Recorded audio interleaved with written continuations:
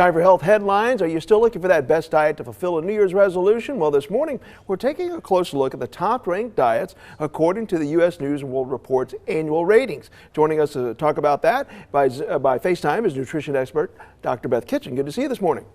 It's good to see you too, Mike. I didn't see a lot of changes in this list, Right. but that's okay. A lot of people may not be familiar with all these. And once again, number one, drum roll, the Mediterranean diet. Number one, 7 years running the Mediterranean diet. And Mike, we do this every year. And we probably could have just taken last year's segment and rerun it because it's very similar, but with a few differences.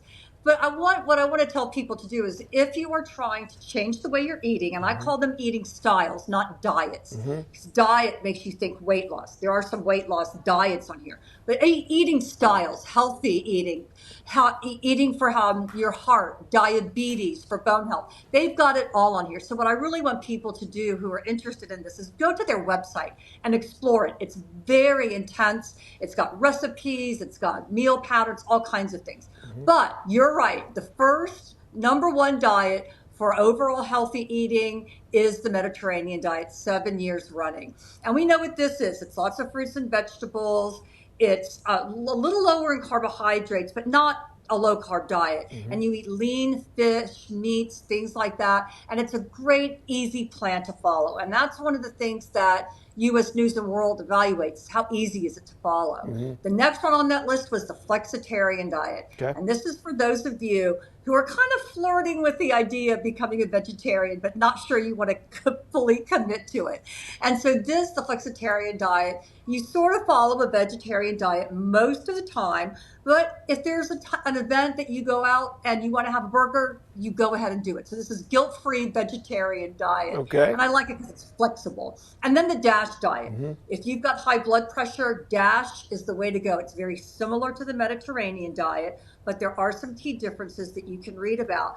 And this is the diet that has the best research on it. If you follow this diet, you will likely see a drop in your blood pressure.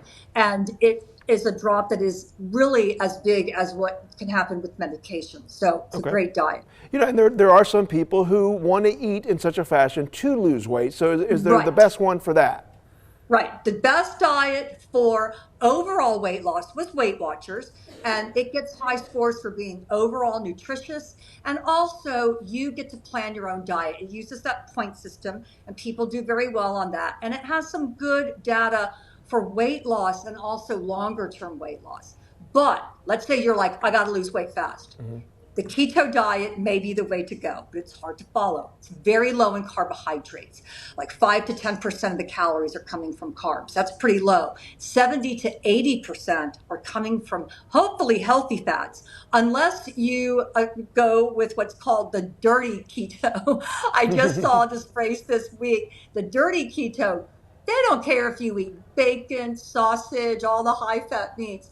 I wouldn't recommend that. I'd go with the healthier keto version, which is higher in the healthy fats. And I also recommend that you get with a registered dietitian on this one because it's hard to do on your own.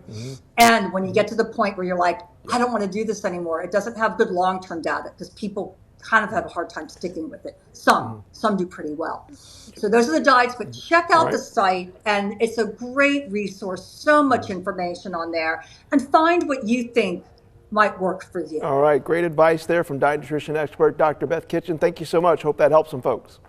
Thank you, Mike. All right. Hundreds of thousands of people, though, are dealing with heart failure here in America. We're asking the doctor now about some ways to prevent heart disease and how you can manage heart failure if you've already been diagnosed.